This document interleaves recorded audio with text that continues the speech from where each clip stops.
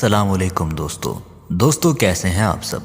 तो आज मैं आपके लिए एक और हेल्पफुल वीडियो लेकर आया हूं। आज की इस वीडियो में हम डिस्कस करेंगे कि आपको किस किस्म के दोस्तों से अपने आप को दूर रखना चाहिए। तो अगर आप जानना चाहते हैं तो हमारी वीडियो को लास्ट तक लाजमी देखिएगा। दोस्तों अक्सर हम जब किसी कॉलेज वगैरह में पढ़ते हैं या किसी ट्यूशन सेंटर जाते हैं या यूं कह लें कि हमारे मोहल्ले वगैरह में ही जब कोई नए नए दोस्त बन जाते हैं तो उनमें से कोई दोस्त ऐसे भी बन जाते हैं जो हमारे दोस्त तो होते हैं लेकिन वो हकीकत में हमारा मुस्तकबिल और हमारी ज़िंदगी तबाह करने पर तुले होते हैं।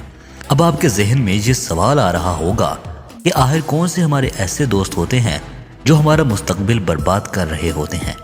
चले मैं आपको बताता हूँ। दरअसल दोस्तों जब हमारे नए नए दोस्त बन जाते हैं और अक्सर जब सब दोस्त इकट्ठे घुल मिल कर बैठते हैं तो वो हमारे जहन में तरह तरह के आइडियाज़ डाल रहे होते हैं। जैसे कि यार तुमने कभी सिगरेट पिया है, तुम्हें ज़रूर ट्राई करना चाहिए। यार तुमने कभी शीशा का फलां फ्लेवर ट्राई किया है, आओ मिलकर शीशा क्लब चलते हैं, बहुत मज़ा आएगा वगैरह वगैरह।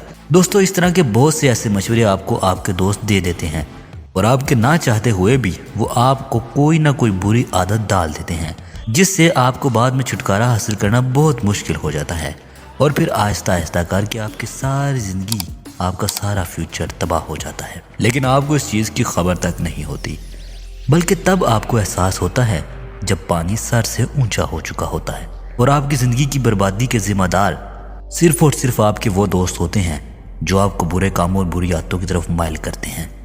इसलिए दोस्तों आपको अपने किसी भी दोस्त पर ज़रा सा भी शक हो कि वो आपको किसी बुरी आदत या किसी ऐसे काम की तरफ माइल कर रहा है जिससे आपको आगे चलकर नुकसान पहुंच सकता है, तो आपको ऐसे दोस्तों से फ़ौरन दोस्ती ख़त्म करके उनसे दूर हो जाना चाहिए और इसी में ही आपकी भलाई है, क्योंकि ऐसे ही दोस्तों से दूर रहकर ही आप अपनी ज़िंदगी और अपना फ्यूचर बचा सकते हैं।